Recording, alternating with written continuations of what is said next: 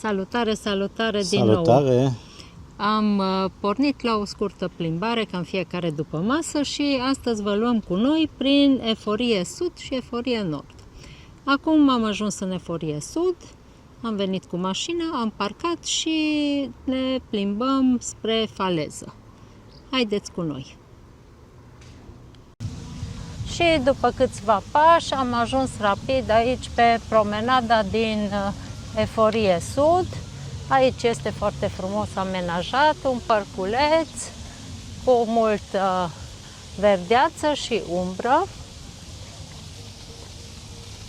Și aici, în partea opusă, avem spatele cazinoului. Cazinou care, din păcate, este în paragină. Și urcăm aici, lângă faleză, unde avem o fântână arteziană interesantă și o promenadă lungă și frumoasă.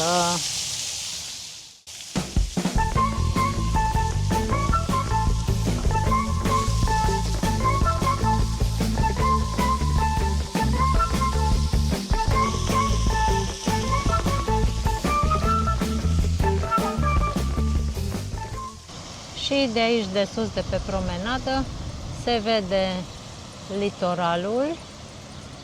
Avem marea și plaja. Plaja care este foarte bine lărgită. S-a lucrat destul de mult aici, țin minte, anii trecuți, dar s-a făcut frumos.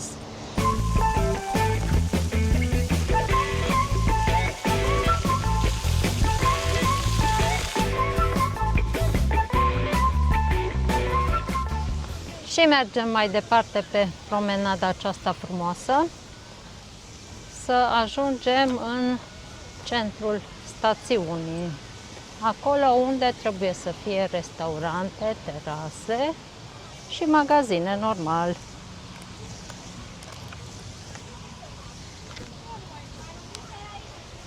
Și o pisică din nou.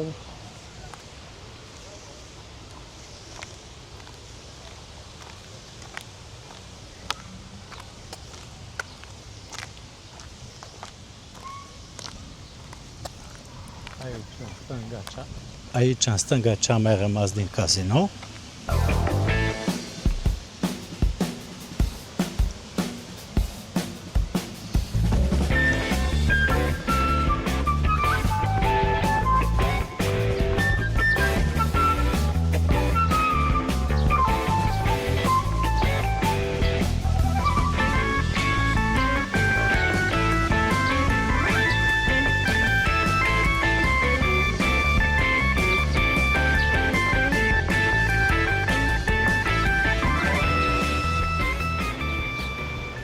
Și încă o priveliște a plajei.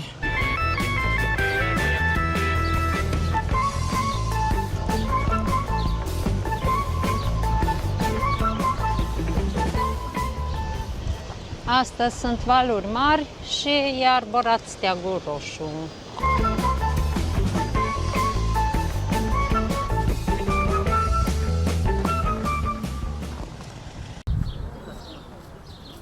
Și am ajuns pe alea magazinelor și ne continuăm plimbarea aici.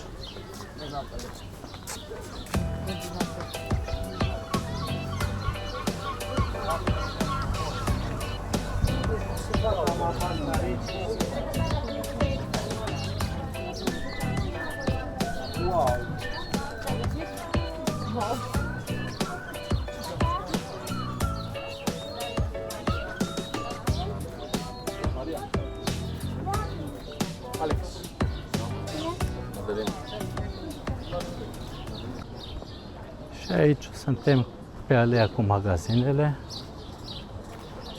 pe alea principală a stațiunii.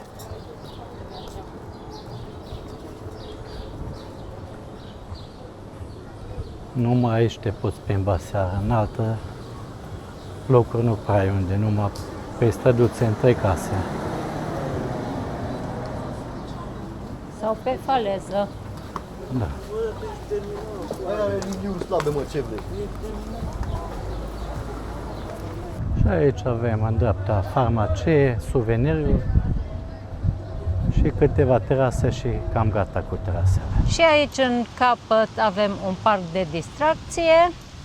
După ce am trecut de centrul stațiunii, așa, mă gândeam ce-i oraș, stațiune, stațiune. Și aici e capătul nordic al plajei din Eforie Sud.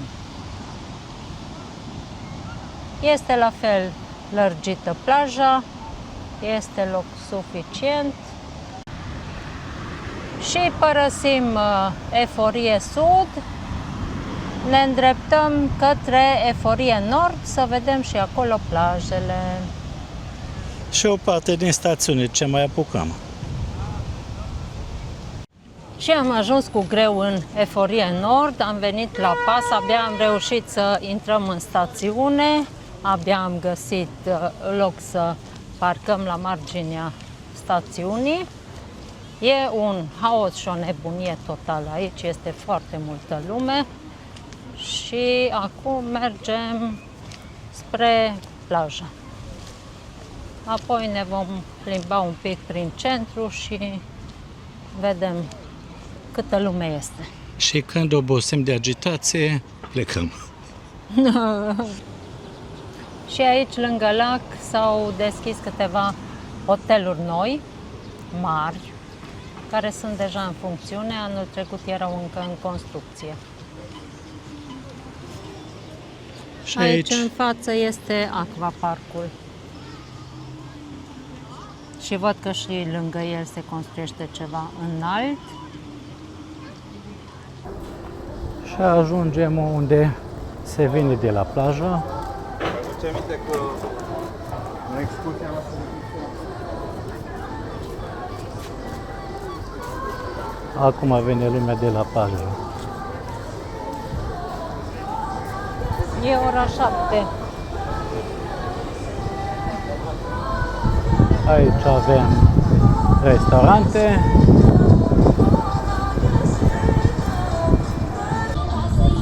Fiecare magazin cu muzica lui.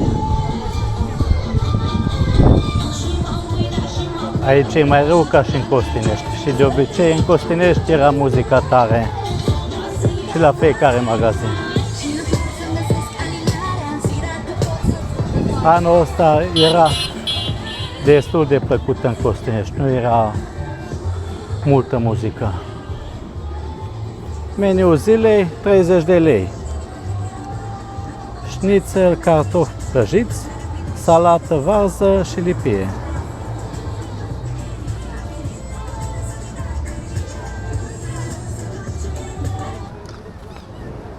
Și am coborât chiar lângă plajă. E plin de terase, foarte multe. Și de oameni și de muzică. Este foarte multă lume în Eforie. Și am urcat aici pe faleză și avem aici plaja. Plaja lărgită din Eforie Nord. Aici s-au lărgit plajele De mult de timp, nu mult. acum.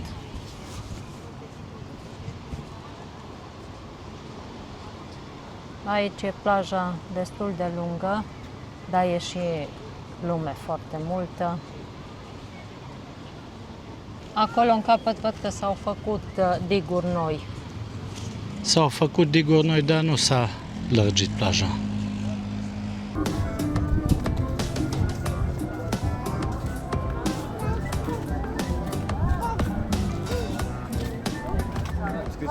În depărtare, ce se vede? Portul. Da, Constanța.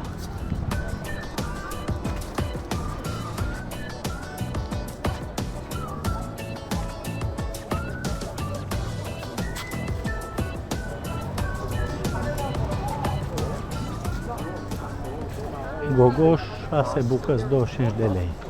Porumbul fiert, 10 lei.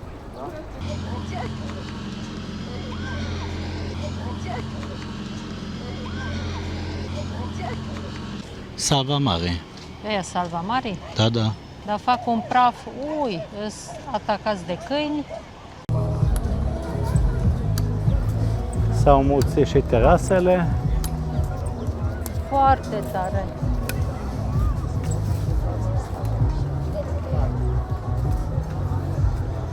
Aici e foarte multă lume.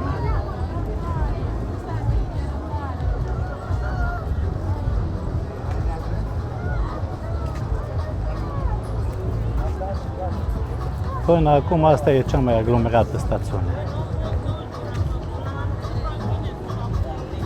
Și cea mai obositoare.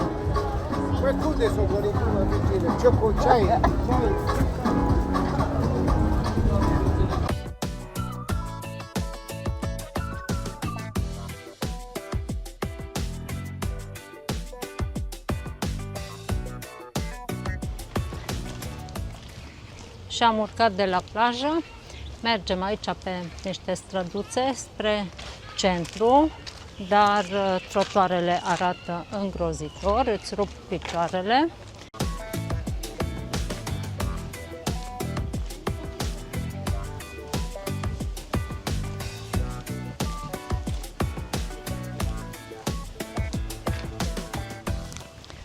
Mergem aici printre multe cazări.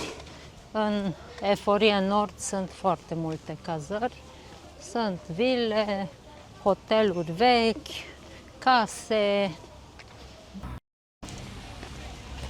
Și ajungem la drumul principal care traversează centrul stațiunii și vedem ce s-a mai înnoit aici. În fiecare an facem un tur al tuturor stațiunilor, dar anul acesta ne-am hotărât să vă arătăm și vouă. În Eforie Nord au apărut multe terase, mult mai multe acolo pe faleză, dar se pare că și cazările s-au cam înmulțit.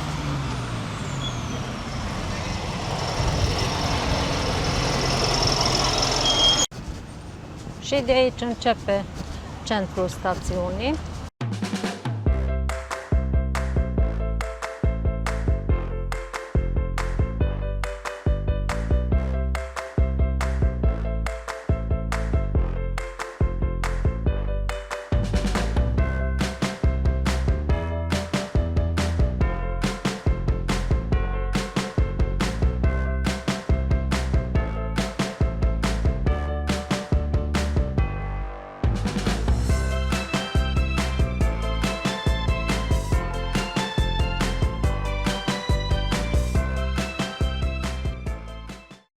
Și acum am trecut de centru.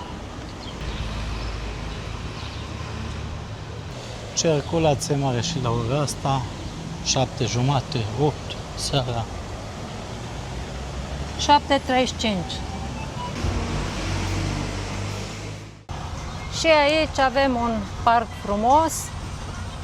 Văd că și aici este o fântână arteziană în mijloc și loc de joacă pentru copii, multă verdeață. Și am plecat din Eforie Nord, a trebuit să trecem prin centru, am venit la pas, fiindcă este o circulație foarte mare și acum mergem înapoi spre Venus, dar ne-am hotărât să o luăm un pic la dreapta, să mergem și până în Techirghiol, să sperăm că acolo va fi mai liniște. Văd că nici aici nu-i prea gol drumul. Sunt cazări și aici, încă suntem în Eforie Nord. Și am ajuns lângă lacul de la Techirghiol. Vedeți aici lacul, în depărtare este stațiunea. Drumul este foarte, foarte bun. Opa, s-a construit și aici un hotel mare. Încă se construiește. Ăsta nu era până acum, nici măcar început. Multă verdeață. Avem și aquapark. Asta da. Și acum virăm spre centru.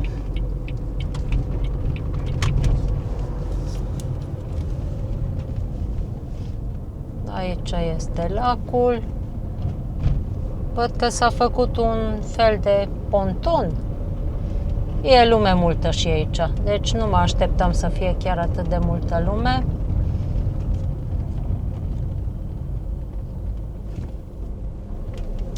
Și aici în față iarăși se construiește. Clar, e în dezvoltare tot litoralul românesc, în continuă dezvoltare. Și am parcat și vă spun sincer, Techirghiolul este o surpriză foarte plăcută pentru noi. S-a dezvoltat foarte frumos, este o atmosferă extraordinară. S-a lucrat frumos aici. Părculeț, ponton, locuri de relaxare, de plimbare. Totul este aranjat foarte frumos. Și ultima dată când am fost, parcul era foarte frumos aranjat. Dar nu era Și chiar atât dar nu era așa de extins. dezvoltat. Da. Și nu era așa de dezvoltat și nu era așa de multe persoane, era gol. Acum sunt mai multe persoane aici ca și în Eforie Sud. Normal, dacă ceva se amenajează frumos, oamenii vin. Uite, hai să mergem pe pontul acela. Hai, avem și frumosul semn I love Techirghiol.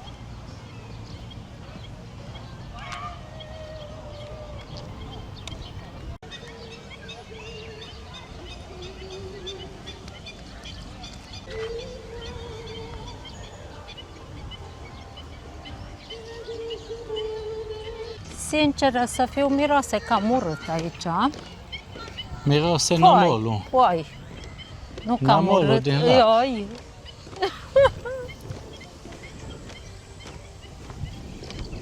No, gata. Nu se mai simte, Nu, bate vântul. a suflat vântul mirosul. Nu se mai simte deloc.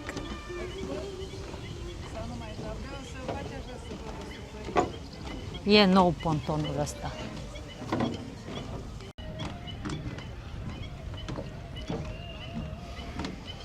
Frumos, a pus de soare. Exact. O lumină foarte plăcută. Uite, păsărelele și apusul de soare.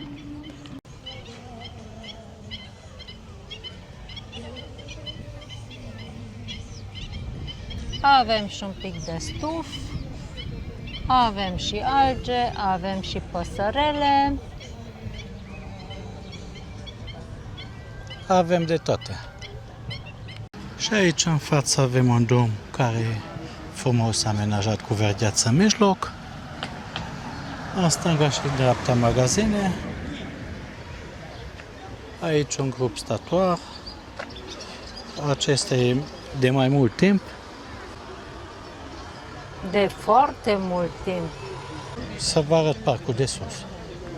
E parcul prin care am intrat. Da, dar pe marginea lacului se continuă mult în dreapta.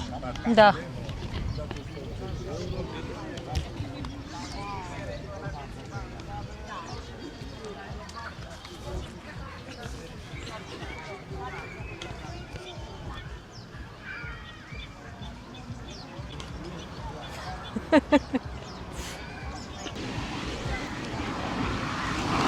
Și mergem aici pe drumul principal.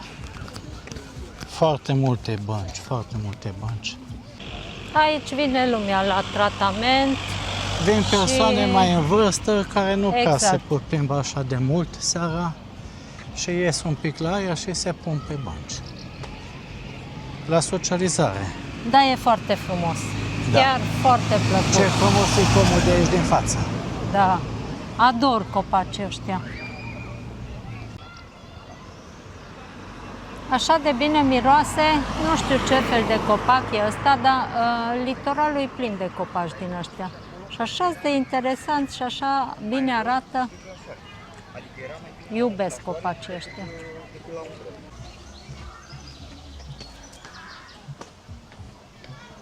Și acolo în capăt sunt băile, tratamentele. Ce se fac? Aici un parc mare de joacă pentru copii și aleea continuă pe marginea lacului.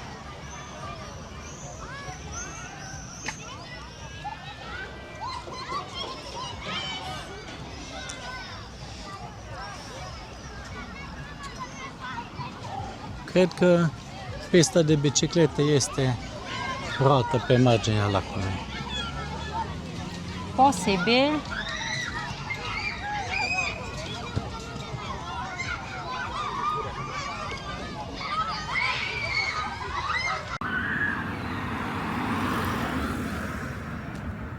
Văd multe clădiri noi, nou construite. Superb, superb, n-am cuvinte, sincer.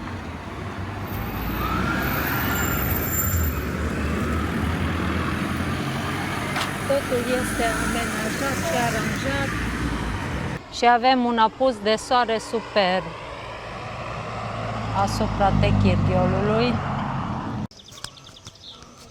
Și aici în dreapta avem o clădire relativ nouă, un hotel, dar în față avem sanatoriul balnear și de recuperare Techirghiol.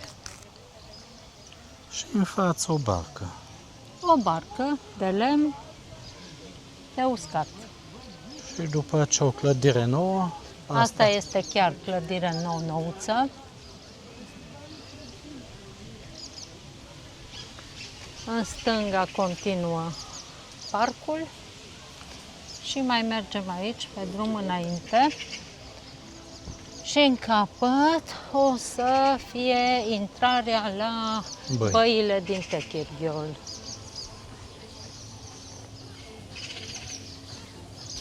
O terasă rustică, frumoasă.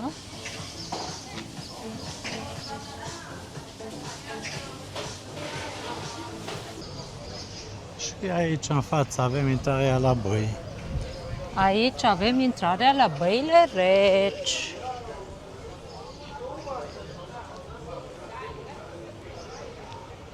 În stânga un parc. Cu aparatură pentru fitness, normal pentru oameni mai în vârstă, dar de ce nu și pentru tine, în fine. Și o parcare mare în fața băilor. Intrarea asta la băile reci este nou făcută, că nu era așa, era o intrare veche, așa. Mai în spate, cred că era intrarea sau aici undeva, dar era cu zid de beton, nu așa Exact. clădire de sticlă. Oricum, s-a investit și s-a făcut foarte frumos aici. Și uite ce apus de soare Wow! frumos. Am prins și un apus superb.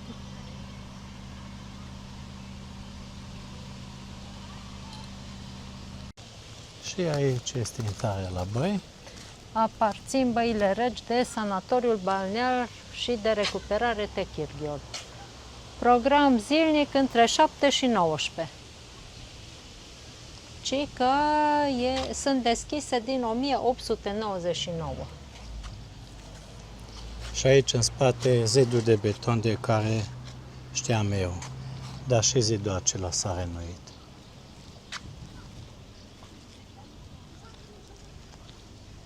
Frumos, s-a făcut o intrare nouă.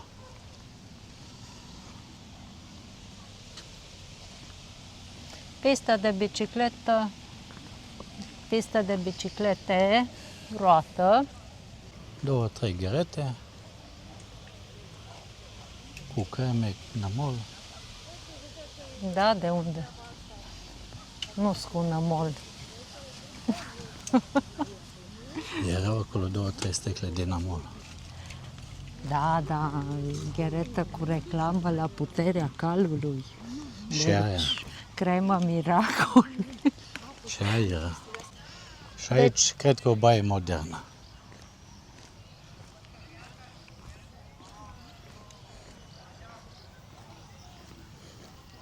Parcul. Da, avem și un WC de ultimă generație. Am zis eu, toată stima și respectul Techirghiol. Și acesta a fost vlogul nostru din Eforie Sud, Eforie Nord și Techirghiol. din surprinzătoarea localitate Techirghiol. Aici încheiem și ne revedem în următorul vlog. Vă mulțumim pentru vizionare, vă așteptăm să vă abonați, să ne urmăriți, să ne comentați, așteptăm și comentariile voastre. Salut! Salut!